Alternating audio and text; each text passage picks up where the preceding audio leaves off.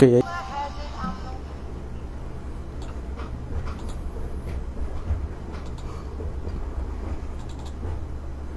Infinita Radio. Presenta.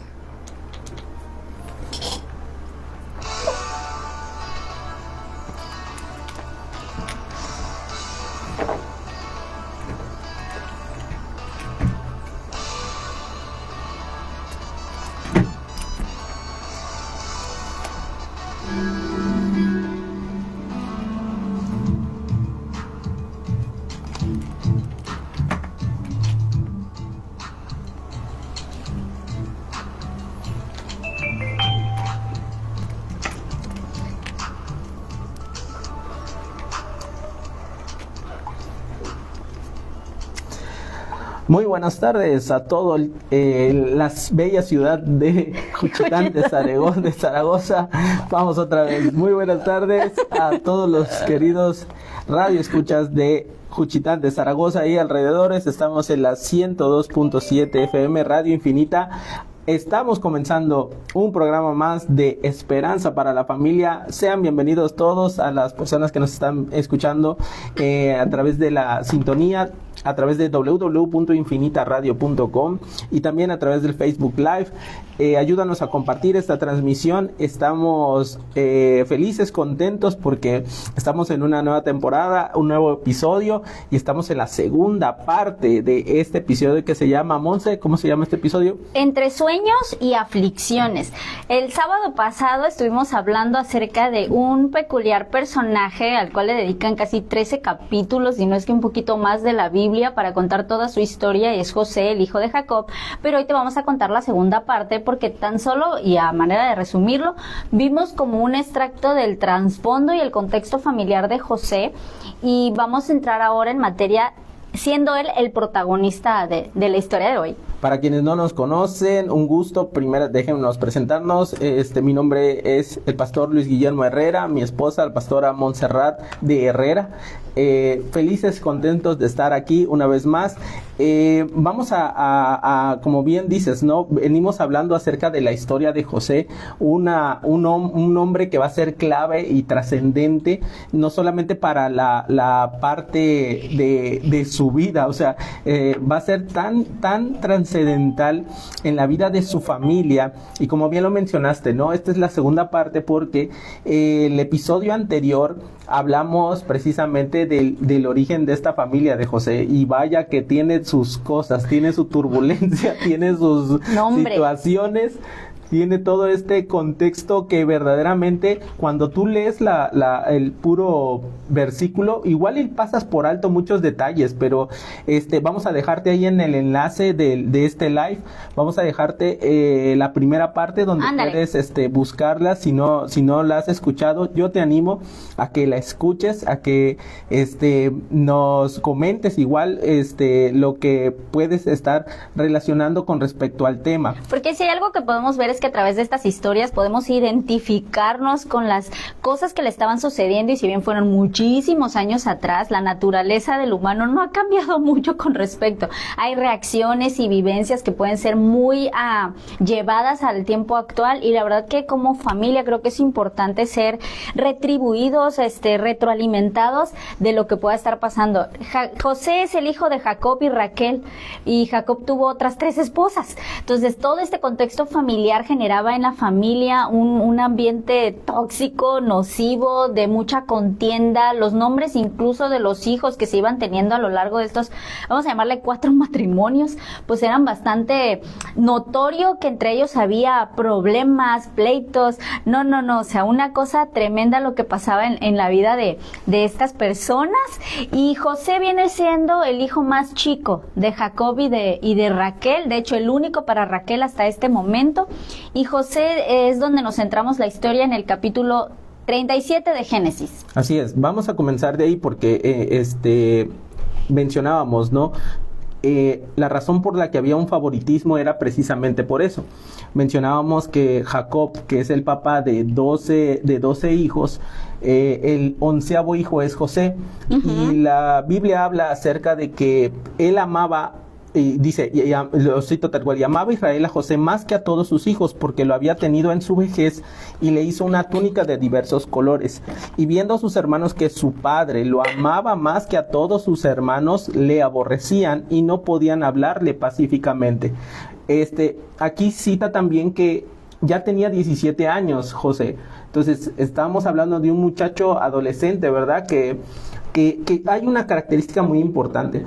Evidentemente el papá hace una diferencia entre el trato para con sus hermanos, sus medios hermanos, sus hermanastros, pero al final de cuentas todos son del mismo papá. Uh-huh.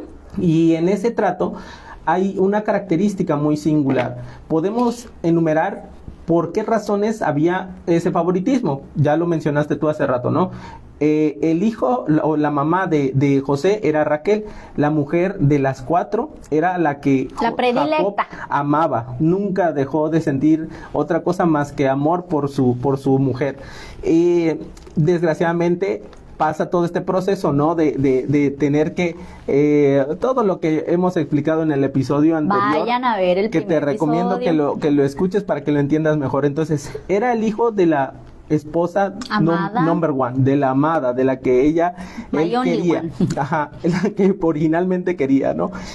Número 2, había nacido en su vejez, o sea, en una etapa donde ya Jacob había prosperado, donde Jacob ya había salido, porque hay un contexto, hay unas situaciones desde que él sale de tierra de su tío hasta llegar a donde está. Hay varios sucesos que ocurren durante esa etapa, ese proceso, y que lo puedes encontrar también en otros capítulos. Por ejemplo, en otros episodios hemos hablado acerca de esta etapa que vivieron Jacob y Esaú, que cuando él viene con el temor de que se lo va a encontrar otra vez. Incluso desde cuando Jacob estaba en el vientre. Puedes encontrar en otro episodio, por ejemplo, donde hablamos acerca de Dina, una de la hija que nació también después de los hermanos, nació una hija que tenía Jacob, y lo que pasa en el reino de Siquem. Entonces, hay una situación previa en todo esto, y ahorita está José atendiendo digámoslo así, el estado de vida que se tiene tanto de los hermanos como de él, ¿no? Jacob se dedicaba a los rebaños, entonces él tenía en su posesión, pues sus propiedades, pues era cuidar este rebaño, ¿no? Entonces los hijos de Jacob, los otros 10 hermanos, pues se dedicaban a esto, ¿no? Esta era la chamba diaria, era lo que tenían que hacer. El verso 2 dice que José de 17 años tenía una estrecha relación con su papá porque le informaba a su papá la mala fama de sus otros hermanos. Entonces aquí el escenario ya se nos presenta que hay unos hermanos que no están haciendo del todo bien las cosas, pero José sale a relucir, ¿no? Esto de que le informaba José a su padre, o sea, muchos pudiéramos decir hoy en día, pues era el salamero de la familia, ¿no? Pues era el que estaba ahí. Él queda bien con papá. Él queda bien con papá, porque bueno, tal cual la Biblia lo que dice es que él llevaba las quejas de las malas conductas de sus hermanos y todo se lo contaba a su padre. Una cosa que sí podemos resaltar es que el único entonces interesado en que las cosas se hicieran bien, además de Jacob, era José, porque sus otros 10 hermanos, desde Rubén al mayor hasta el último que nació antes de José, pues hacían las cosas quizás, dirían allá en Tabasco, a la pelavaca, no sé cómo le digan acá, pero así como muy X, no le ponían atención, quizás no hacían las cosas con esa dedicación. Había un desdén por las cosas del padre, o sea, no había como tal un sentido de pertenencia por las cosas de su padre. Hasta este momento José es el más pequeño, Benjamín todavía no había nacido, porque hasta este momento José era como el chiquito, el chunquito, el que queda hasta el final, y era el niño de los ojos de su papá. O sea, era un muchacho que a sus 17 años la relación que tenía con su papá era de que estaban en la afinidad de cuidar lo suyo. De hecho, se ve que para con los otros 10, Jacob no ha tenido esa cercanía o esa relación con los demás. O sea, los demás han sido producto prácticamente de un pleito entre las mujeres, entre sus esposas. O sea, los hijos no han venido a ser quizá como el deseo de un padre de querer tener esos hijos, sino producto de, a ver, métete ahora con mi criada. Ahora me toca a mí y ahora te vas a meter con la mía. Sí, está tremendo. Y si no, la otra era de despecho porque no podía tener hijos. O sea, en realidad los primeros 17 años del matrimonio, por así decirlo, de Jacob, es muy tortuoso, es muy caótico. Está trabajando para el tío de manera gratis, prácticamente le está asignando un salario el tío, no hay manera que él se pueda hacer de sus propias cosas. Y es difícil. Por eso es que en esta parte vemos que a pesar de que es José la llegada a un matrimonio donde ya está en edad avanzada, él disfruta de ese hijo más que los demás hijos. Y aparte que pues nace del vientre de la mujer que él amaba. Exacto. Entonces en el verso 3 dice, y amaba Israel a José más que a todos sus hijos. Aquí no podemos decir otra cosa más que se ve reflejado el favoritismo al 100%. Lo que toda mamá, madre de más de un hijo puede negar que existe, bueno. Oye, te voy a decir algo. Es que si tú lo analizas y dices, bueno, pero es que ¿por qué un padre no puede tener favoritismo y todo eso? ¿Te acuerdas?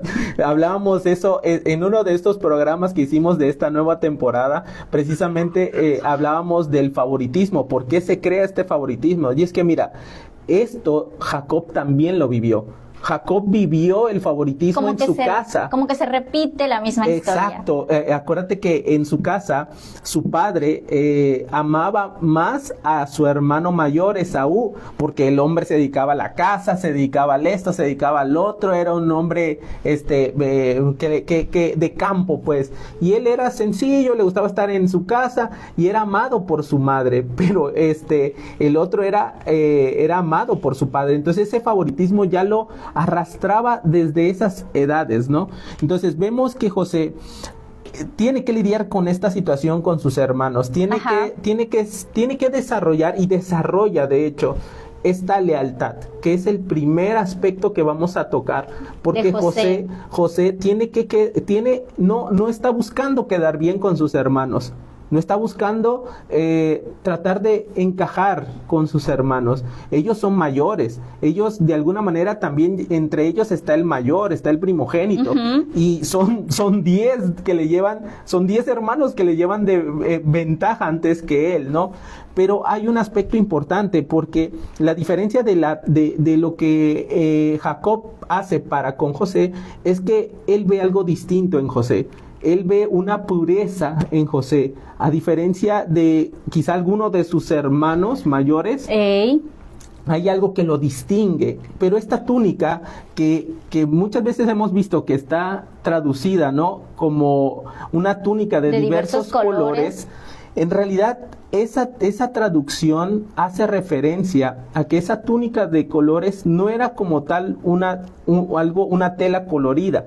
Hace referencia a que el tipo de diseño que tenía era como una túnica de manga larga. Ajá, y que llegaba incluso hasta los pies, dice. Exacto. Y esta túnica, o bueno, si tú te buscas y te basas en lo que es el texto original, esta misma palabra de túnica está referida en otro tiempo, por ejemplo, cuando te tienes que ir a la época de el rey David en Samuel. Porque era el vestido que traía su hija Tamar. También ya contamos esa historia por acá. En este caso era una túnica que representaba la pureza. Cuando tú le dabas a tu hijo ese tipo de túnica era como para representar, en este caso a las niñas, pues eran las chicas que son vírgenes. Como doncella cuidada, es la princesa. Representaba una pureza, una virtud en sí mismo, porque esto era lo que la persona se conducía en esa virtud, era su manera de expresar, ¿no? Era como resaltar a través del atuendo la virginidad, o sea, la pureza. ¿Sabes a qué me recuerda? Que incluso hubo una temporada a estos anillos que le dan a los hijos como de señal de compromiso, de castidad, y ya, bueno, en algunos, yo he visto videos, ¿no? Cosas así, porque es como para representar la pureza y la inocencia que hay en este jovencito y que se va a guardar hasta el momento, ¿no? En que vaya tener a su En familia. toda la Biblia nada más aparecen Dos veces. esta palabra que se tradujo como túnica de colores en 2 ocasiones. Y en la de Tamar hace referencia porque si ustedes escuchan ese episodio y en esa historia, el medio hermano Amnón. violenta su Así es. cuerpo, y al violentar su cuerpo rasga ese vestido que ella traía, que es la misma palabra que se utiliza para con el caso de José. Entonces, fíjense esto, el hecho de que Jacob se lo haya dado y se lo haya regalado, no era nada más como un símbolo de hacer la distinción en cuanto al atuendo, era un aspecto en el que a lo largo de sus 17 años, verdaderamente José había demostrado lealtad, había demostrado ese carácter que, a pesar de ser joven, tenía Pureza moral. una pureza moral. O sea, él no permitía que, a lo mejor, mira, pudo haber ocurrido varios escenarios con sus hermanos, donde sus hermanos le pudieron haber dicho, tú le dices algo a papá y te prometo que te acabo a piña. O sea, pudo haber tenido amenazas de sus hermanos mayores, pudieron haber los hermanos mayores incluso hasta haberle sobornado, decir, oye, mira, vamos a hacer esto, te voy a regalar, no sé, lo que tengo aquí de oro pero no se lo digas a papá. Y este muchacho estaba tan convencido de ser íntegro, de ser honesto, de ser leal para con su papá. Y ese es algo que debemos de rescatar hoy en día, la lealtad. La lealtad es muy difícil de saberla llevar. La lealtad es una cuestión que va más allá, no nada más de la figura, porque te vamos a mostrar ahorita que... Sino a los ojos de la persona, Sí, o sea, porque José no era leal solo porque su papá tenía los ojos puestos en él, sino que construyó esa lealtad, y lo vamos a ver más adelante en todos los aspectos de su vida, y cómo esa lealtad se mantuvo a pesar de que las circunstancias eran difíciles. Exacto, porque tú dirás, no, pues a lo mejor era leal porque era el consentido de papá, pero ¿qué pasa si esa lealtad la puedes llevar a otro plano? La puedes llevar al trabajo, la puedes llevar en las relaciones de familia. O sea, ¿hasta dónde puede llegar la lealtad? Siempre y cuando no te convenga, siempre y cuando no te sea cómodo, de beneficio ni nada, porque hay algo muy chistoso en esto, los hermanos eran como que los que trabajaban y se iban y llevaban a pastar a las ovejas y todo eso, y se exponían al peligro, pero parece ser que José era como el encargado, el pues, jefe exactamente, inmediato, el que daba el reporte. Entonces, en esta ocasión, José, que informaba acerca de lo que pasaba, él siempre ni le añadía ni le quitaba. Él mostraba... pulcro. Exactamente, él mostraba las cosas como son. Y yo creo que también en su corazón cuidaba de no añadirle de su cosecha, no por el maltrato que sus hermanos pudieran tener hacia él o la poca relación que sus hermanos mostraban en interés para con él, pues él tampoco agregaba como para echarle más crema a los tacos, como para que el papá se volcara más hacia su favor. Porque si hay algo que podemos resaltar es que en el verso 4 dice, y viendo sus hermanos que su padre lo amaba más. O sea, era evidente para los hermanos que había un trato preferencial, era evidente para los hermanos. Por eso nos da un poco de risa hablar del favoritismo, porque todos saben que hay un favorito en la familia, menos el papá, que no va a decir, o la mamá que no va a y decir. La mamá y el papá lo van a negar. Exacto. Lo va a negar siempre, todo más, el tiempo. Al favorito de la familia no le importa ser el favorito, porque no sabe cuál es la diferencia. Siempre ha estado en un lugar o en una posición de realce, ¿no? Entonces le da igual si es el favorito o no, porque no conoce otra cosa. Entonces en su corazón no hay algo... Oye, pero sonamos como si no fuéramos nosotros los favoritos. No, para nada. Sí, mi mamá no tiene favorito. No, y mi mamá tampoco. Yo sé que mi mamá nos ama a los tres parejo. O sea, no, aquí no. Nosotros estamos hablando del pobre Jacob. Y de Raquel. Que tenía que dividir su amor para con 12. Pero se le iba tantito la mano con José. Tantito nada más se le iba, se le decantaba, ¿no? Saludos a la familia García Copo que nos está viendo. Dios te bendiga, Lalo. Entonces, en este punto, ¿no? O sea, tenemos a un muchacho que está tratando de hacer bien las cosas.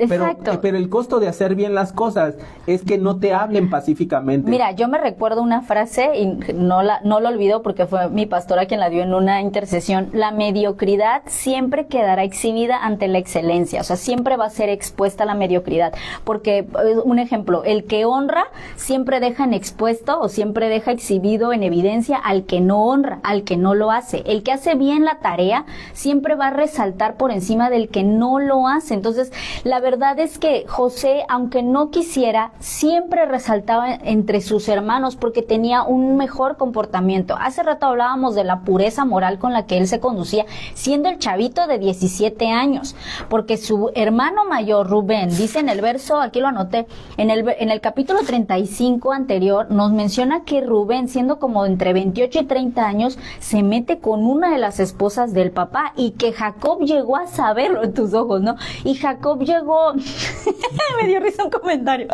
y Jacob llegó a saberlo. Dice, el favorito es Luis, dice Eduardo García. Oye, ya mándale el enlace a tu mamá, dice. No se vale publicarse, no se vale exhibir a la gente en los comentarios, por favor. Ajá. Miren, entonces, la mediocridad de los hermanos, en este caso, para con Rubén, o sea, Rubén, que es uno de los mayores, es el primogénito, es cierto. El que debía de cuidar los intereses de su padre, va y se mete con la sierva. Esposa, exacto, que era Bila en este caso. No sé cuánta edad se llevaban. Y es que le decimos esposas, pero en realidad Jacob no marca la palabra que haya hecho una ceremonia de esposa. No, fue una esposa impuesta. Era como la mujer de, no llegaba al rango de esposa. Así las es. esposas sí era Raquel y Lea, pero las otras eran como, pues al ser esta tradición de poder rentar el vientre, por así decirlo, o sea, él automáticamente formaba parte ella de la familia, o sea, y por eso lo menciona ahí la palabra de Dios, lo menciona como si fuera, dice, los hijos de Bila y los hijos de Silpa, o sea, hace referencia no a su mujer, sino que de ahí vienen. Ándale, ya, de ahí vienen, muy bien. ¿no? Entonces, en este caso tampoco le pudo haber dado un lugar de honor a Judá, porque Judá también comete una cosa similar, porque se metió con su nuera.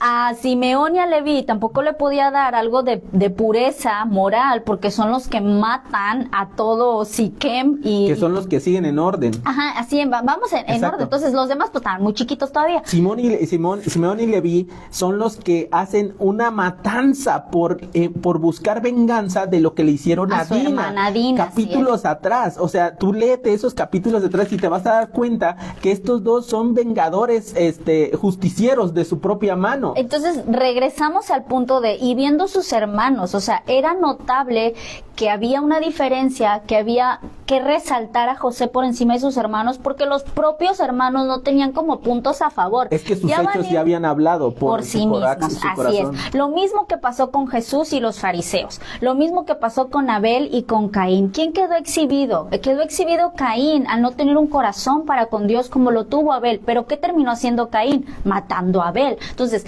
la mediocridad siempre va a quedar exhibida ante la excelencia. Ahora bien, en medio de esto, Dios dice, bueno, como ya hay pleito, como ya hay no se llevan bien, ya hay palabras cero pacíficas, Dios manda dos sueños sobre la vida de José. Así, porque dice que lo aborrecían y que no podían hablarle pacíficamente. Otra traducción dice que, es más, ni le dirigían la palabra. ¿Tú te imaginas estar en una casa y que no te dirija la palabra, que tu hermano no te hable, que seas un cero a la izquierda para tu hermano?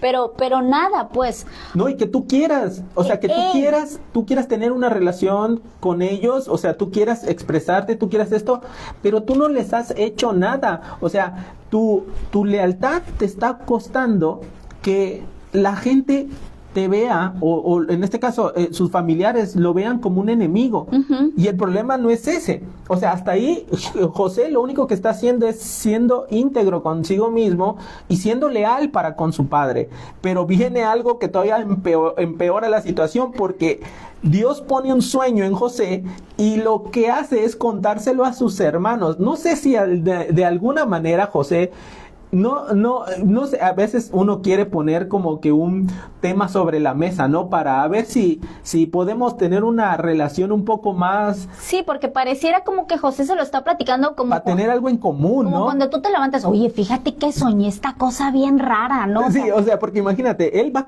quizás vaya con toda la buena intención. Ajá. Oye, hermanos, miren, es que soñé y me parece, no sé... Pero, y les cuenta el sueño, ¿no? Dice, mi sueño era que yo ataba manojos en medio del campo y he aquí que mi manojo se levantaba y estaba derecho y que vuestros manojos estaban alrededor y se inclinaban al mío. O sea, él sueña con sus hermanos y él, aparte de que no le hablan bien, es como decir y llegar, hermanos, miren, pues para sacar un tema de plática, o sea, para tratar de... Pero como el corazón de los hermanos está odiando, como el corazón de los hermanos está resentido por el favoritismo, como el corazón de los hermanos no está en la misma actitud ni deseo de querer tener la relación, pues a ellos todos les sabe mal. Porque en el momento que cuenta José el sueño, la reacción de los hermanos, ¿qué? Le dicen, ¿reinarás tú sobre nosotros? ¿Vas a señorearte sobre nosotros? Ahora resulta que tú vas a, o sea, ya de por sí, la pasas en la tienda, o sea, ya de tú por no sí, sales a chambear. tú no chambeas con nosotros, ya de por sí, papá no se te puede tocar porque eres el consentido, y ahora resulta que te vamos a servir. Mira. Ahora resulta que tú vas a estar en medio de nosotros. ¿Qué produjo ese primer sueño? Y le aborrecieron aún más a causa de sus sueños y de sus palabras. Y soñó otro sueño y lo contó a sus hermanos. Bueno, José no aprendió la primera vez y pues él, yo creo que estaba muy insistente en querer tener la relación. Creo que a veces, digo, todos soñamos. Todos podemos, y creo yo que si alguien inventa una máquina de poder soñar lo que queremos, hay una película muy, muy buena acerca de eso, donde Inception. tú programas los sueños, No. los sueños, ese tiene que ver con los sueños, pero es como para manipular a través de los sueños, ya. hacerte creer que es real, pero que no es real, o sea, esa está buena. Pero hay otro donde sí tú programas qué cosa quieres soñar y cuánto quieres soñar, ¿no? Pero los sueños no podemos nosotros determinar qué soñamos, entonces podemos atribuirle directamente a que Dios está poniendo ese sueño en el corazón y en el pensamiento, en la mente de José, y le pone un segundo sueño, porque de alguna manera debe de dejar plasmado Dios sus intenciones para con esta familia. Bien. Dios quiere dejar plasmado lo que va a hacer para con ellos, aunque en ese momento, por causa de las emociones que se están lidiando, ellos no están entendiendo en absoluto. El primer sueño tiene que ver con trigo. Tiene que ver con estas manojos de trigo, que al final de cuenta, más adelante, capítulos adelante, es José el que va a administrar este alimento que va a sustentar a su familia. O sea, en ese momento puede parecer una burla para sus hermanos. O sea, puede parecer algo como provocador, ¿sabes? O sea, tú lo que vienes es, me pones el dedo en la llaga, o sea, me echas limón. Es lo peor que puedes hacer. Querías tener algo en común, pues ahora te odio más, ¿no? O sea, tú y tus sueñitos, ¿no? O sea, sí. Entonces el segundo sueño ya involucra a sus padres, porque dice, él se lo cuenta de nuevo. He aquí que he soñado otro sueño, y he aquí que el sol y la luna y 11 estrellas se inclinaban a mí. Uy. Y lo contó a su padre y a sus hermanos, y su padre le reprendió, o sea, aquí ya vemos una reacción, exacto, de Jacob, como diciendo, bueno, ¿y qué es este sueño que soñaste? ¿Acaso vendremos yo y tu madre y tus hermanos a postrarnos en tierra ante ti? Sus hermanos le tenían envidia, mas su padre meditaba en esto. Sí se enojó, y yo creo que de cierta forma yo puedo pensar, ¿verdad? Esto ya es pensamiento mío, que el padre era de ya cállate, ya no digas nada, o sea, porque él vio la reacción de sus hermanos, ¿no? Yo me lo imagino así, pero se quedó meditando, porque si hay alguien que también tiene experiencia con sueños, es Jacob. Exacto, Jacob ha soñado anteriormente, antes de toda esta situación, durante su proceso de conocer a Dios, Dios le ha hablado a Jacob a través de sueños. Y el problema es que el primer sueño, pues no hay problema, o sea, bueno, a lo mejor se comió una torta en la noche y le dio una indigestión, cenita por ahí, ajá. Pero ahorita ya es un mismo sueño en la misma persona, que habla acerca de que el que va a ser la referencia o el que va a estar en medio de esta situación, no sé, pues eres tú. Entonces, este sueño lo que provoca ahora en sus hermanos es envidia. O sea, te hablaba golpeados, es más, ni siquiera te hablaba. Ahora luego te aborrezco porque hay un favoritismo en tu vida. Ajá. No, hay una diferencia, o sea, nosotros trabajamos como burros y tú bien a todo dar, te De la rey. pasas ahí de rey, ¿no? O sea, y ahora resulta que también eres casto puro, no te Túnica, gusta mangas meterte largas. en lo malo, no te gusta, no podemos hacer ningún tipo de maldad porque enseguida tú vas corriendo y se lo dices. Pero ¿sabes qué? Correcto. Ya esto ya se volvió insoportable y ahora llega al punto de decir que ya tu figura como hermano, ¿sabes qué? Ya no es de aborrecer, ahora la envidia es Me corroe.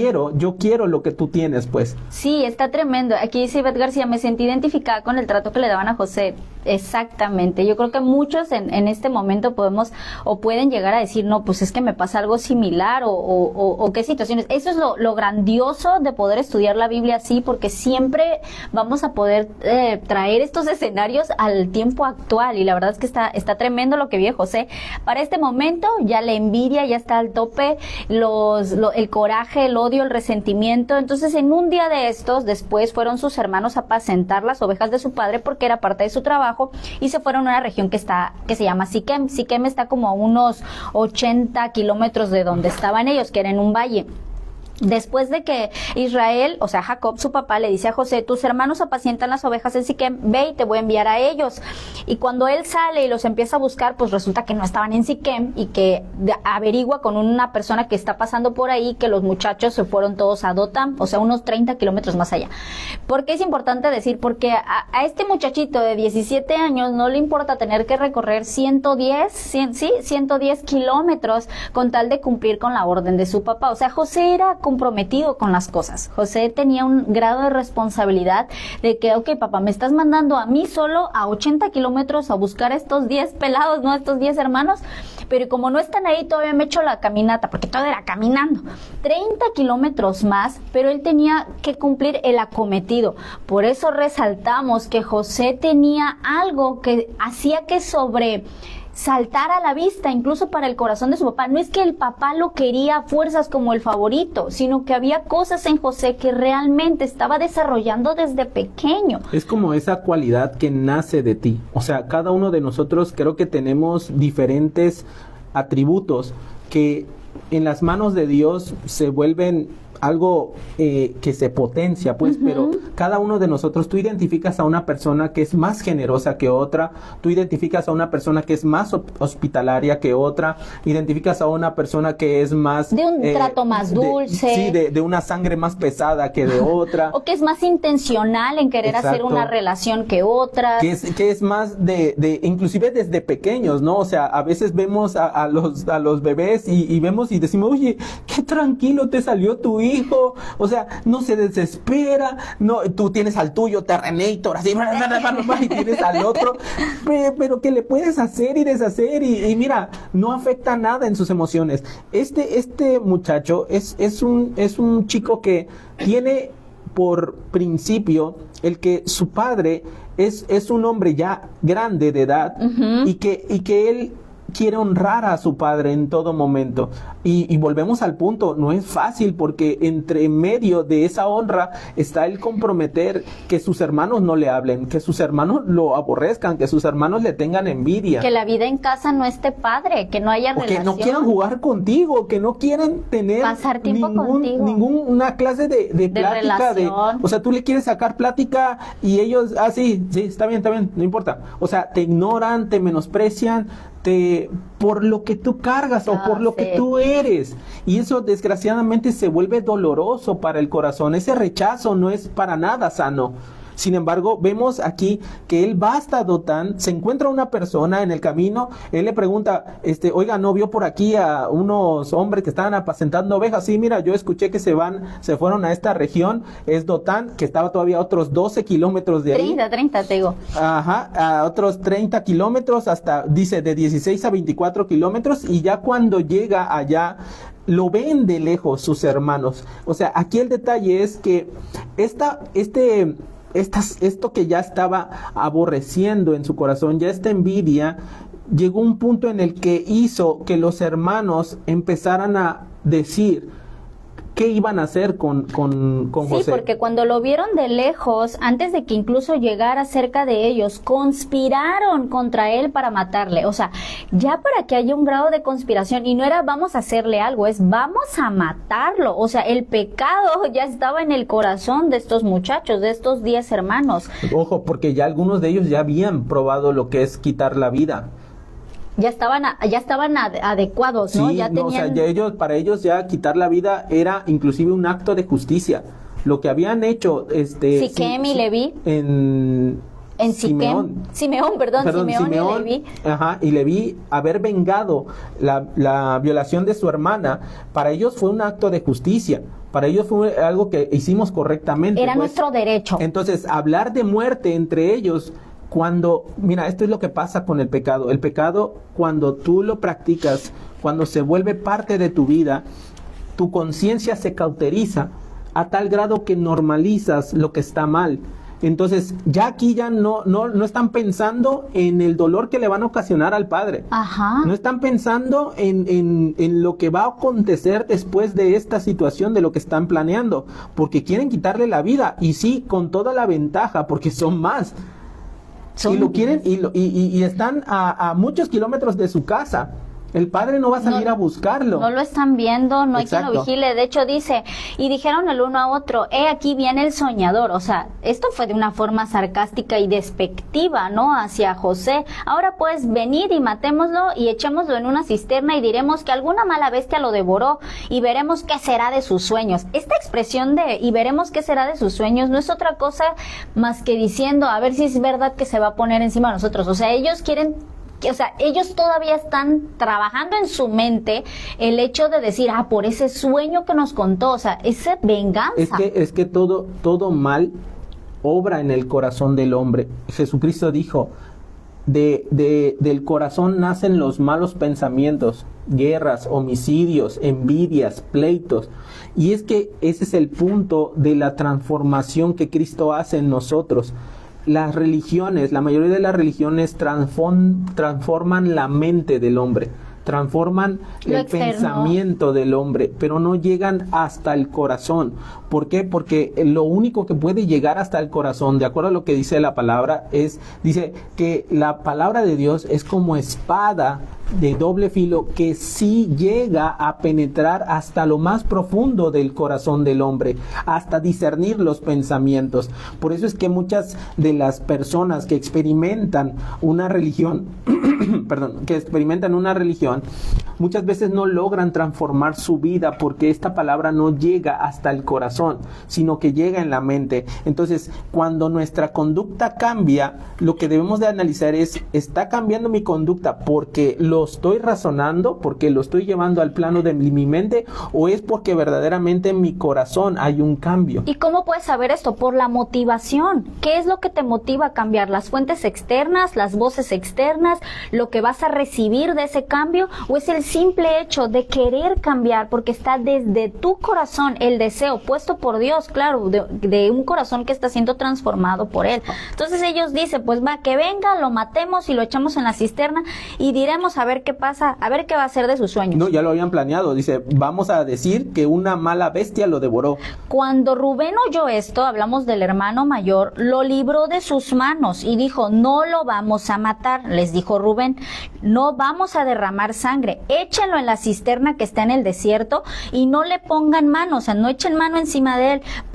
Y dijo todo esto por librarlo así de sus manos para hacerlo volver a su padre. Rubén tenía la intención de regresarlo, pero tampoco tuvo el carácter como para decir, a ver, ¿qué cosas están diciendo, chamacos, no? Porque estamos hablando de que Rubén aquí ya tiene más de 30 años. O sea, ya era como que el más maduro, era el primogénito, el mayor, el responsable, y era como para que sentara las bases creo, ¿sabes por qué no lo hace? Porque moralmente no tiene un corazón que esté totalmente sano. Él es el que se mete con Bila, una de las concubinas de su padre. Entonces, este proceso de falta de sanidad en el corazón es como, pues, si ya mis hermanos son capaces de matar a José, y si yo me pongo en contra de ellos, pues en una de esas también me voy yo entre las patas. O sea, ¿cuál es la diferencia? Si al final lo que ellos quieren es deshacerse de José, entonces voy a tratar de como que decirle, espérense, miren, métanlo a la cisterna y ahí que se muera solo, no se preocupen que vamos a andar derramando sangre, porque esa es la intención de él, que se muera de hambre, que se muera de sed, y ahí déjenlo. O sea, no va a pasar absolutamente nada. Todavía ellos pusieron una mesita encima de la cisterna. Bueno, lo vieron llegar, porque dice aquí que en el 22, en el 23 dice que cuando llegó José con sus hermanos, ellos le quitaron a José la túnica de colores que tenía sobre sí, y lo tomaron y lo echaron en la cisterna. La cisterna viene siendo como un pozo, pero la cisterna estaba vacía, no había en ella agua. O sea, si Rubén pensaba que lo iban a matar ahogado, pues no había agua, entonces lo dejan ahí. Pero lo increíble es que dice que todavía se sentaron a comer pan, y que alzando los ojos miraron que se acercaban los ismaelitas. Pero esto de que se sientan a comer, o sea, tú ves Mira, imagínate, José, ya chamacos, oigan, ya basta de broma, pues. No, es que más adelante, en el capítulo 42, uno de ellos dice, ¿se acuerdan cuando José nos gritaba dentro de la cisterna y clamaba con angustia para que lo libráramos? No, y de hecho, o sea, es que imagínate, yo soy José y de repente me agarran, me quitan la túnica. ¡Ey, cálmense, espérense! O sea, de algún momento piensas que están jugando contigo, pero cuando vienes a ver, te echan en un hueco y de repente, ya pues, Rubén, ya, ayúdame, sácame, Rubén, y pum, ponen y se empiezan a platicar. ¡Ey, oigan, no sean así, miren, ey, oigan! ¿Cuánto tiempo pasó que todavía se sentaron a comer, todavía estuvieron otro rato así? Pon tú que así, 1 hora tranquilamente escuchando, suplicando, sáquenme, en serio, no sean así. O sea, y ya cuando... Viene de caminar todo este kilometraje, viene cansado, viene agotado, tiene una meta, hacer caso a la instrucción de su padre, y lo que está recibiendo, oye, es injusto. Y como, o sea, ¿qué hermanitos tenía? O sea, la verdad es que estos 10, salvo que Rubén, bueno, lo quería medio librar del asunto, ¿no? Porque al final, pues, la idea de la cisterna fue de él, pero se están sentados comiendo. Porque todavía Rubén se va. Sí. Perdona, todavía Rubén se va, ellos se quedan ahí. Exacto, pero en esta parte donde están sentados a comer pan, tú te puedes imaginar de que hay hermanos que pueden ver a que uno de sus hermanos está en una tremenda angustia, o está en un apuro financiero, o está pasando una enfermedad terrible, y no extienden ni tantito la mano para ayudar. O sea, hay hermanos que te pueden ver llorar, sufrir, patalear y quién sabe qué le pasó. O sea, ¿cuántos pensamientos no habían en ese momento de decir, oye, creo que nos estaban pasando, ¿no? O sea, creo que igual y ya, ¿no? Mejor, ¿saben qué? No, o sea, ni uno dijo no. O sea, al contrario. Apoderados totalmente por la envidia, por el odio, por el resentimiento, que fue alimentado malamente también por el pleito de sus mamás. Porque todos son hijos de diferentes mamás. Y como vimos en el episodio pasado, las mamás tenían una tiradera peor que trap y es rap. que, ¿sabes qué pasa? Que duele más porque al final de cuentas no están pensando en el padre. O sea, no están pensando en el padre. Lo no están que te pensando, hace ver... O sea, la envidia ciega completamente el hecho de decir, ¿sabes qué?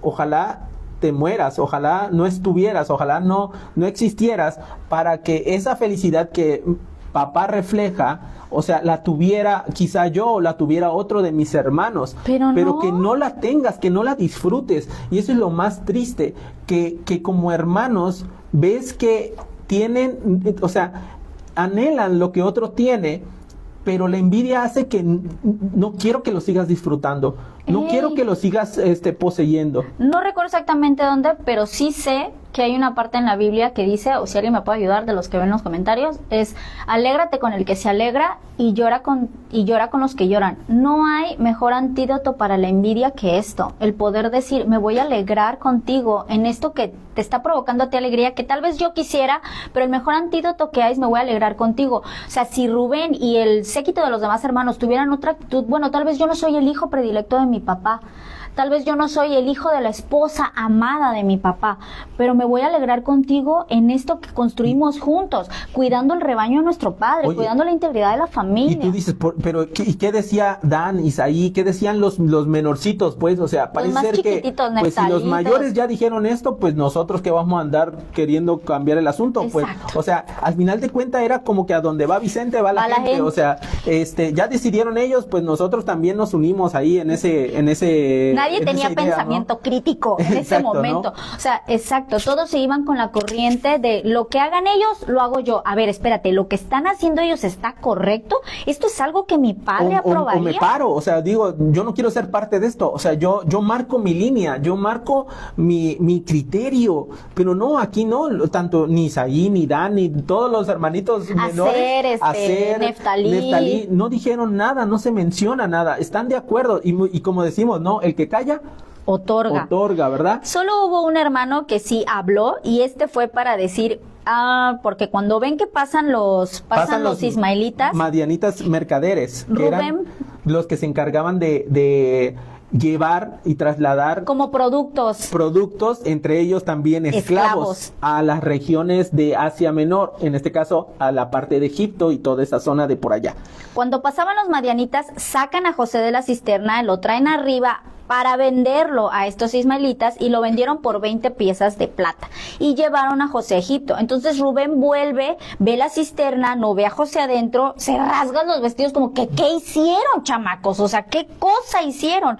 Y vuelve con sus hermanos y le dicen, el joven no aparece, y yo, ¿a dónde iré yo? O sea, Rubén, olvídate, no está preocupado tanto por la integridad de José, ¿qué le pasaría a José? Sino, ¿qué voy a hacer yo con mi vida? No, y déjame decirte, el que da la idea de venderlo es Judá. Ay, sí, lo estaba buscando, sí, y no es lo que está encontraba por arriba. acá. El que da la idea de venderlo es Judá, porque él ve que van los mercaderes y dice, pues sabes que en lugar de mancharnos la sangre, vamos a hacer negocio con esto, porque se acerca a los mercaderes y pregunta, oye, ¿en cuánto está el precio de un esclavo? Pues depende cómo sea el esclavo, si está joven y si está de este, mira, acá tengo uno. Nada más que va a decir que es nuestro hermano, pero no le hagas caso, está mal de la cabeza.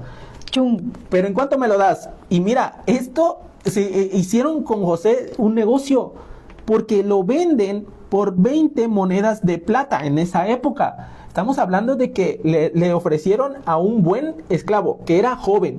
Eso quiere decir que en la época de la esclavitud, si el esclavo era joven, te daba un rendimiento, o sea, de 30, 40 años de plenitud, pues, para aprovecharse. Era más fácil amaestrarlos, era más fácil trabajar Aparte con de eso, ellos. José era galán, o sea, José tenía lo suyito, pues, o sea, Raquel, su mamá, era acuérdense guapísima, que era bella, una mujer y cuando preciosa. las mamás somos bellísimas, nuestros hijos salen que brutos, ¿no? Una chulada. Exacto. De hecho, yo siempre he dicho, no hay hombre feo ni mujer fea, ¿verdad? Todo depende de los ojos en los que se ven. Entonces, al final de cuentas, Judá dice, no, ¿sabes qué? Ya, aquí lo solucionamos, vendemos, sacamos plata y órale. Y esto se parece mucho al reflejo de lo de Cristo. O sea, por monedas de plata, Judas vendió su lealtad, vendió su confianza, vendió lo que representaba seguir a su maestro. Acá con José son 20, con el Señor son 30 monedas de plata. Pero al final de cuentas, tanto lo que va a hacer José y lo que Cristo hizo para con nosotros, recuerda que todavía, a pesar de que Judas lo había vendido ya por 30 monedas de plata, él lo invita a la mesa, a la cena final. Él lo invita a estar en los últimos momentos.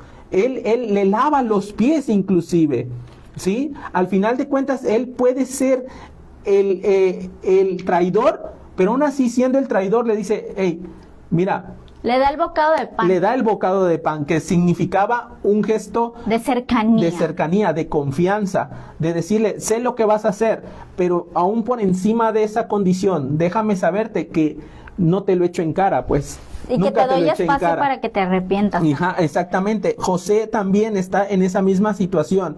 Ya fue vendido, ya se lo llevan, no preguntó, no tuvo derecho a nada, absolutamente a nada, y es vendido como esclavo. Entonces los hermanos toman la túnica de José, fingieron que lo había atacado una bestia, degollan a un cabrito. Hasta eso, se echan un cabrito del rebaño, total, no les Pero importa. tenemos 20 piezas de plata, cualquier cosa, lo cobramos 100. Ándale, entonces, lo envían la túnica de colores, llegan con su papá y le dice, mira, encontramos esto, papá, reconoce, a ver, checa si es la túnica que le diste a tu hijo. tu hijo o no? Y la reconoció. Esto acaba con el corazón de Jacob. O sea, dice la Biblia que fue un sollozo, que su corazón quedó, o sea, con un dolor. Él rasga sus vestidos, pone cilicio sobre sus lomos, que era una costumbre de dolor y de angustia. O sea, si un hombre se ponía cilicio, era una tela muy áspera, era como para reflejar el sufrimiento que estaba sintiendo, traducirlo en el exterior, ¿no? Entonces, él mismo declara, voy a descender enlutado por mi hijo hasta el Seol, y lo lloró su padre, o sea, era el nene de sus ojos, y los madianitas lo vendieron a Egipto a Potifar. En realidad no estaba muerto, pero eso es lo que le hicieron creer. No, aquí puedes, ¿cuántos padres o madres no nos van a escuchar donde no pudieron sepultar a su hijo? Ay. No pudieron tener el privilegio de despedirse por última vez, de abrazarlo, de La tenerlo, oportunidad. porque pasó una desgracia, pero aquí podemos hacer la novela, ¿no? Que se llama El secreto de los 10. O sea, aquí hay 10 hermanos Así lo hubiéramos llamado. que se están poniendo de acuerdo para engañar al papá. Ahora ven por qué el programa se llama Entre Sueños y Aflicciones. O sea, aflicción para José, aflicción para el papá, toda la familia. Dice que todos se levantaron a consolarlo, sus hijos y sus hijas. O sea, ¿tú te puedes creer que los 10 estos hermanos que atacaron a José también lloraron con él? Pero te imaginas esa lloradera y Fingida, porque tu conciencia te traiciona cada vez que vas a decirle a papá, no estés triste, mire, ánimo, todavía somos 10 que te quedan, y el hombre no quiere saber absolutamente nada, no quiere saber, como que la envidia al final no resultó lo que ellos esperaban. O sea, ellos a lo mejor y pensaban que el papá sí le iba a doler, pero no tanto, y que se iba a recuperar, pero la verdad es que Jacob no se recuperó del todo. No. Jacob estaba sufriendo por la pérdida de su hijo. Y esta historia la verdad que está súper buena, pero no acaba ahí todavía. Aunque sí vamos a llevar otro programa, estos últimos minutos vamos a contar una porción más de lo que Y sucede. es que estamos en las series que se llama Historias familiares. Porque verdaderamente se me hace familiar esta historia, ¿no? Entonces, en medio de esta situación, acuérdate que a José ya lo vendieron. Lo cambiaron por 20 monedas de plata, no tiene su túnica, no tiene absolutamente nada, nadie lo llevan sabe. de esclavo. Ajá, su padre no sabe a dónde se lo llevan y llega a la ciudad de Egipto. Llevado pues José a Egipto, Potifar, el oficial de Faraón, que era capitán de la guardia, lo que vendría siendo un jefe de policía, lo compró a los ismaelitas que lo habían llevado allá. Qué bueno que cae en la casa de Potifar, algunos pudieran decir, porque cualquiera lo pudo haber comprado, pero lo compra nada más y nada menos que el oficial de Faraón. Jehová estaba con José. Mira que la Biblia hace énfasis en, pero Jehová estaba con José, porque a pesar de ser un esclavo, tenía todavía y guardaba consigo la relación más importante de su vida.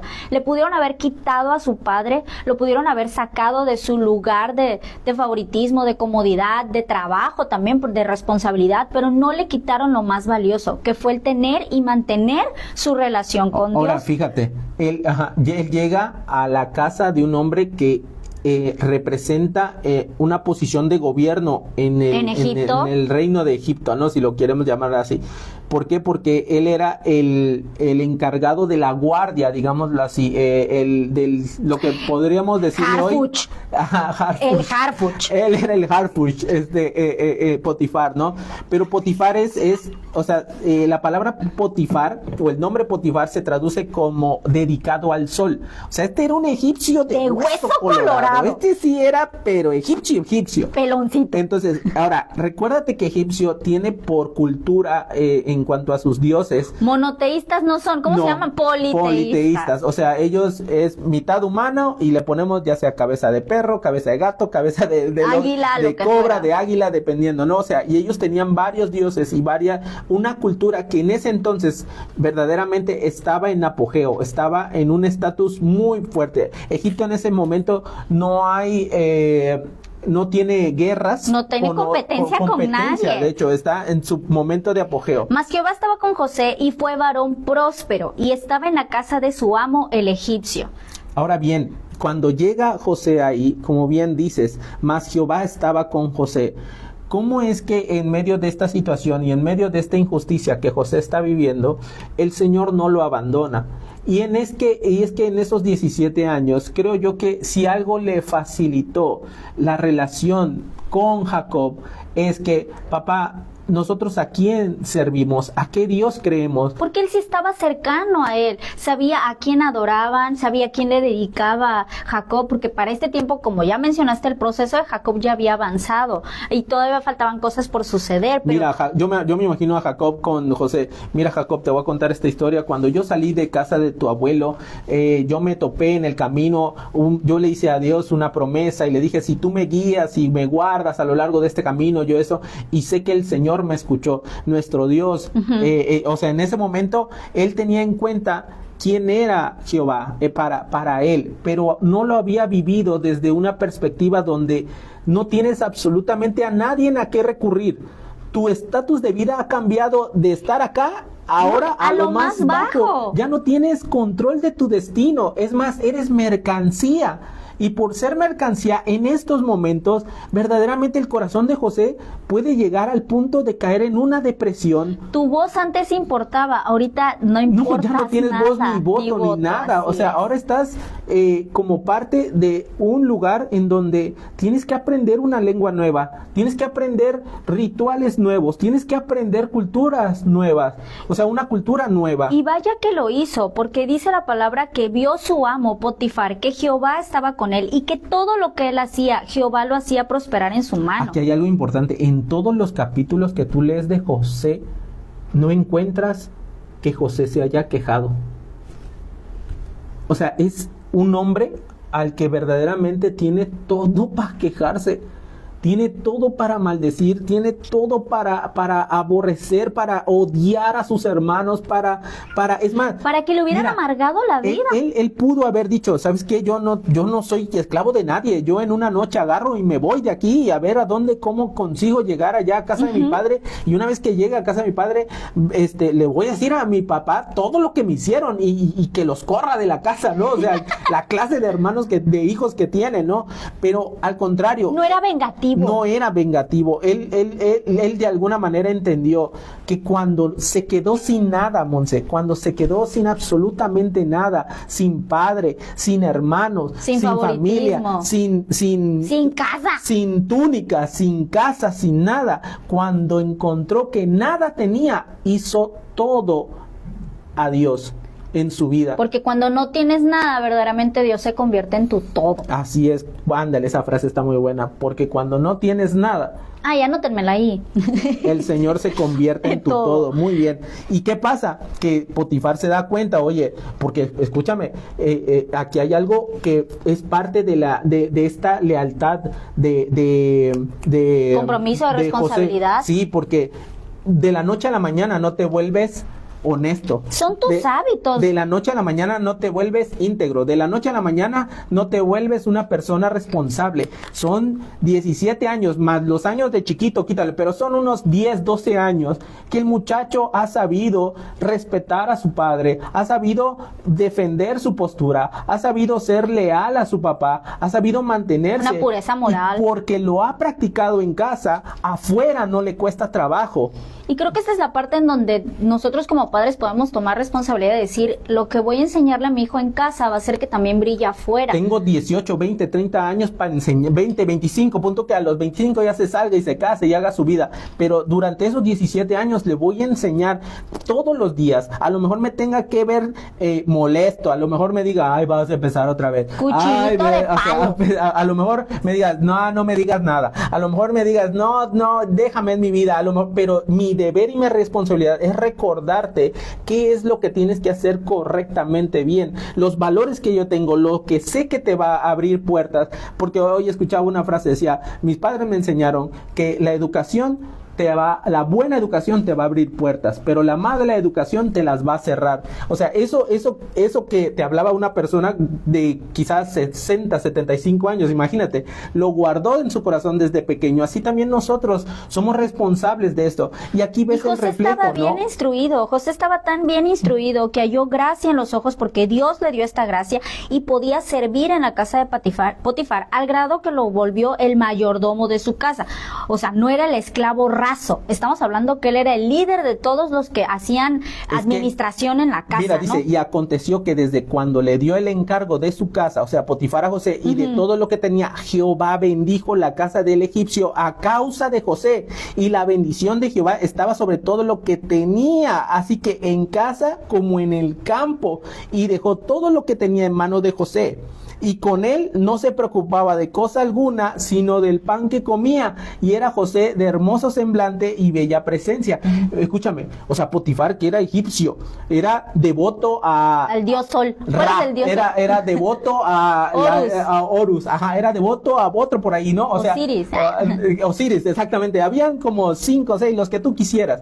Pero este hombre se da cuenta que este muchacho, desde que vino aquí, todo me va. o sea, yo ya no necesito seguir presentando ofrenda y sacrificio a Osiris, porque verdaderamente este es el que tiene algo porque distinto. Dice, vio que Jehová estaba con él, o sea, encontró gracia en los ojos de Potifar y vio que Dios estaba con él, porque José no brillaba por luz propia. La luz que hacía resplandecer a José era la gracia y el favor de Dios sobre él al mantener esa relación, lo que sea. Y pudieran haber esfinges ahí, pudieran haber o sea, podía a lo mejor Potifar estar haciendo su ritual, estar haciendo su cultura egipcia, pero la razón por la que estaba siendo bendecido, él se dio cuenta y dijo, tú tienes a Jehová, ese Jehová que se ha oído hablar de él, se ha escuchado hablar de él. Ajá, o sea, miren, y José no sabía nada de los egipcios, porque José llega como de 20 años a casa de Potifar y llega y como no sabe nada de la cultura, él es hebreo, él solamente cree en Jehová y lo que su papá le enseñó y lo que vivió en su casa, pero tuvo que entonces aprender de cero. ¿Qué más te refleja José aparte de esto? La humildad de que soy esclavo, me toca ser esclavo, sí fui favorito en otro lado, pero aquí me toca aprender a servir a los egipcios, a la manera de los egipcios. Con los otros esclavos. Con los demás esclavos. A comer lo que hay que comer con los otros esclavos. Aprender de su lengua, aprender de sus tradiciones, aprender de cómo lo hacen. Y ser diligente en lo que soy, pero no porque venga un motivo de la casa de Potifar, porque aspire a un mejor salario, porque aspire a que, un día me dé la libertad, sino porque me nace serlo. Porque es lo que soy. Exacto. Porque no se trata de lo que hago, sino de lo que soy. Como soy responsable, porque lo aprendí con mi papá, como soy leal, porque lo aprendí con mi papá, o como soy de compromiso, como soy humilde, entonces lo llevo a todos lados. Y esa actitud en el corazón de José es algo que también el Señor Jesús nos modeló. Yo no vine a ser servido, dijo Jesús, yo vine a servir. Él siempre mantuvo la actitud de que siendo el Hijo de Dios, no estimó el ser igual a Dios como cosa que aferrarse, dice la Biblia, sino que se despojó de sí mismo, tomando forma de siervo, al grado de humillarse, al grado de morir en una cruz, por amor a ti y por amor a mí. Es la misma actitud reflejada en José, diciendo, no importa si soy esclavo, voy a seguir siendo leal, voy a seguir siendo responsable, voy a seguir siendo el hombre que me enseñaron a ser y que ha nacido en mi corazón ser. Y es que esta pureza se refleja de esa manera, se Sí. refleja para con nosotros los hombres. O sea, nosotros somos esos hermanos que merecemos el castigo, que merecemos esa condena, hemos engañado, hemos fingido, hemos tratado de deshacernos, y inclusive nos hemos enojado con el que le va bien, nos hemos molestado con el que al parecer prospera y todo eso. Pero mira, aquí hay una clave muy importante acerca de la prosperidad. La prosperidad no es título, la prosperidad no es propiedades, la prosperidad no es Bienes, estatus, posición. no es posiciones. La prosperidad se refleja, como lo dijo el Señor Jesús, el que es próspero es aquel que es rico en su relación con Dios, No por la cantidad de no bienes por la cantidad de bienes que posee. En esa riqueza es que Dios empieza a florecer, digámoslo así, la bendición de la casa de Potifar. Y Dios no tiene problema con que Potifar sea un incrédulo o un egipcio o sea lo que tú quieras que sea. La bendición de Dios se manifiesta porque la presencia de Dios va ir por encima de cualquier otra cosa. Sí. O sea, la presencia de Dios va por encima de inclusive el peor estado de contaminación o el peor lugar que te puedas imaginar. Porque José se pudo haber desviado. Exacto. José se pudo haber dicho, hebreo, ña, ¿qué me ha servido ser hebreo todo Es más, este él tiempo? pudo haber dicho, Jehová me abandonó, me ha hecho injusticia. Me meto de lleno a lo egipcio. Sí, me hago creyente de Osiris, o sea, no hay ningún problema, si total tengo todo lo justificado Mi para papá eso. no me ve. Exacto, pero Pero aquí no. estamos hablando de un muchacho, un joven, que está anteponiendo su principio, su convicción que hay en su corazón y que eso lo manifiesta en la parte de afuera. Pero Así ¿qué es. crees? Vamos a tener que detener hasta aquí esta historia, porque a partir de este momento, como te has dado cuenta, dice, la palabra lo dice, este muchacho es guapetón, este muchacho es atractivo, y cuando tienes la presencia de Dios te vuelves más atractivo, oye, te vuelves irresistible, te vuelves irresistible, y lo que va a atravesar a partir de este momento José es todas las aflicciones Que se le vienen. que se le vienen encima. Y cumplimiento de más sueños que va a tener José. La verdad es que no te puedes perder, así como te mantuviste en este programa, no te puedes perder el siguiente sábado, porque vamos a seguir hablando de la historia de José, y es un novelón. O sea, Dios nos permite que a través de 13 capítulos podamos estudiar la vida de un hombre que en muchas ocasiones puedes ver que asemejamos a nuestro Señor Jesucristo, pero lo más importante es que también podemos identificarnos. Habrá cosas en las que no tengamos nada que ver con José, que pareciéramos que somos los otros 10 hermanos, pero que sí podemos pedirle a Dios que nos ayude a cambiar actitudes de nuestro corazón. Y eso es lo más importante en este mensaje, que así como José, tú también puedas decir que su presencia esté conmigo, que Él me acompañe, que donde quiera que esté también yo pueda prosperar, que donde quiera que yo esté también, bajo la condición en la que estoy, bajo las injusticias que he vivido, bajo las cosas terribles que me hayan pasado, aunque mi propia familia me haya abandonado, aunque mis propios hermanos me hayan traicionado, aunque no sepa cómo poder tomar inclusive las riendas de mi propio destino. Cuando pones tu confianza en el Señor, cuando pones tu fe en Cristo, cuando pones tu fe en el único, el autor y consumador de nuestra fe, que es Cristo Jesús, créeme que hay un resultado detrás y hay un proceso que Dios está trabajando en cada uno de nosotros para algo mayor, algo más grande. Él no se ha olvidado de los sueños de José. Él puso esos sueños y los hizo saber a su familia, porque un día esos sueños van a representar el lenguaje que Dios utiliza, el lenguaje de decir, yo tengo planes mayores para tu vida, yo tengo un propósito mayor para tu vida, y puede que las circunstancias sean lo más injusto que te puedes imaginar. Puedes que tengas muchas preguntas a Dios diciéndole, ¿por qué a mí me pasó? José puede decir eso, ¿por qué a mí me pasó? Si yo lo hice bien, si yo no hice nada malo, eran mis hermanos los que hacían malas cosas. Esto. Ellos, fue Leví, fue Simeón el que mataron a toda esa Los gente, sanguinarios. son los sanguinarios. Fue Judá el que, porque en ese entonces también Judá se va a apartar de sus hermanos, se va a apartar de su papá y hace una cosa que ni te imaginas, que un día te la vamos a platicar. Capítulo 38. Ajá, también, terrible. O sea, él pudo haber acusado a sus hermanos de que ellos merecen esta posición, pero volvemos al mismo punto y al principio de esta bella historia. Tú y yo merecíamos ese castigo, tú y yo merecíamos ese castigo que esa el Señor, tú y yo merecíamos esa cisterna, tú y yo merecíamos el castigo que recibió el Señor en la cruz, tú y yo merecíamos la condena, éramos malos, somos malos por naturaleza, pero viene un hombre a hacerse pasar por nuestra condición, carga con nuestros pecados, toma nuestro lugar y hoy te dice, eres bienvenido en mi reino. Si crees en mí, eres bienvenido en mi reino. Si confías en mí, no verás muerte. Si crees en mi palabra te dará vida. Aunque estés muerto, vivirás. Y ese es el mensaje de salvación, ese es el mensaje de esperanza. Pero hasta aquí le vamos a parar. No te pierdas el próximo episodio. Recuerda, estamos en el programa Esperanza para la Familia en la 102.7 Infinita Radio. No te puedes perder el próximo sábado, pero hay algo que queremos que siempre recuerdes.